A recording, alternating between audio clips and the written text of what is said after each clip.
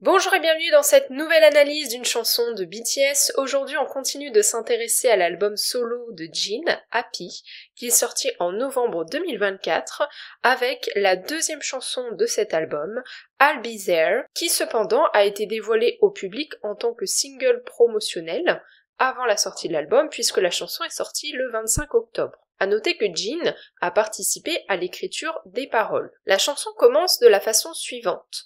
Tous ces gens occupés, comment peut-on s'en sortir dans ce monde difficile, donner quelque chose de plus grand que juste des petites choses, et ce pourquoi je vis. La chanson commence avec un constat, celui de la difficulté de la vie. En effet, Jin pose une question qui met en avant cette problématique. Comment peut-on s'en sortir dans ce monde difficile? À cela, il apporte une réponse. Donner quelque chose de plus grand que juste des petites choses, et ce pourquoi je vis.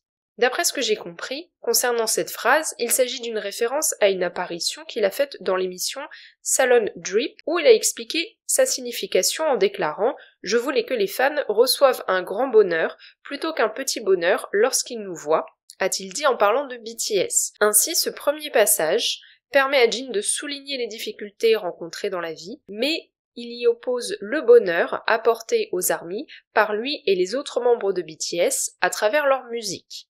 La chanson continue avec un deuxième passage. « Je serai toujours là, je resterai le même, je serai là pour toi, là pour toi. Avec cette chanson, je te le dis, je jure que je chanterai toujours pour toi, chanterai pour toi, je serai là pour toi. » Ce deuxième passage est très explicite. Jin exprime clairement sa volonté d'être présent pour les fans, notamment avec la phrase « Je serai là pour toi ». Une présence qu'il veut installer dans le temps et qui est marquée ici par l'emploi du mot toujours, ainsi que l'utilisation du futur pour véhiculer à travers les paroles une idée de certitude. Cette présence passe par la musique. C'est pourquoi il mentionne la chanson. Avec cette chanson, je te le dis. La chanson est en effet pour lui, qui est un artiste, à la fois un moyen de communiquer son message d'être présent auprès des fans, mais c'est également le seul moyen qu'il a pour être avec les fans, puisque Jin est un chanteur, donc il existe à travers sa musique pour son public. C'est pourquoi il dit « Je chanterai pour toi », comme une façon de sceller sa promesse et d'exister auprès des fans. La chanson continue avec un troisième passage qui est une invitation pour ses fans à retrouver du positif à travers l'acte de sourire. Souris juste, c'est tout.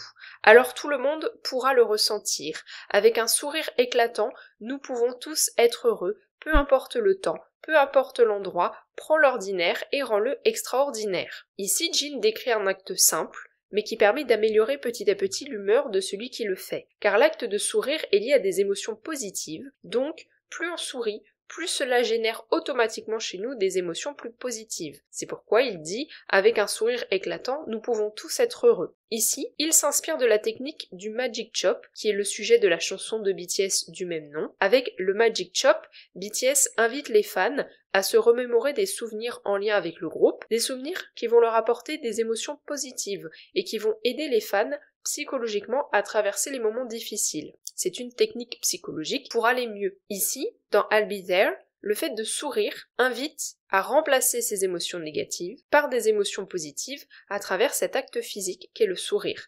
Mais on voit que les deux techniques fonctionnent de la même façon. La chanson se termine par un quatrième et dernier passage. Quand tu te sens seul, quand tu te sens déprimé, quand tu as besoin de quelqu'un sur lequel s'appuyer, je serai là pour toi. Ici, Jin renouvelle son intention d'être présent pour les fans à travers les moments difficiles avec la phrase « Je serai là pour toi ». Il énumère d'ailleurs certains moments difficiles que peuvent vivre les fans, comme des moments de solitude, comme on le voit dans la phrase « Quand tu te sens seul », ou des moments où ils sont juste en proie à des émotions négatives, avec la phrase « Quand tu te sens déprimé ». Ici, Jin se présente comme un soutien psychologique, à travers l'image de quelqu'un sur lequel s'appuyer.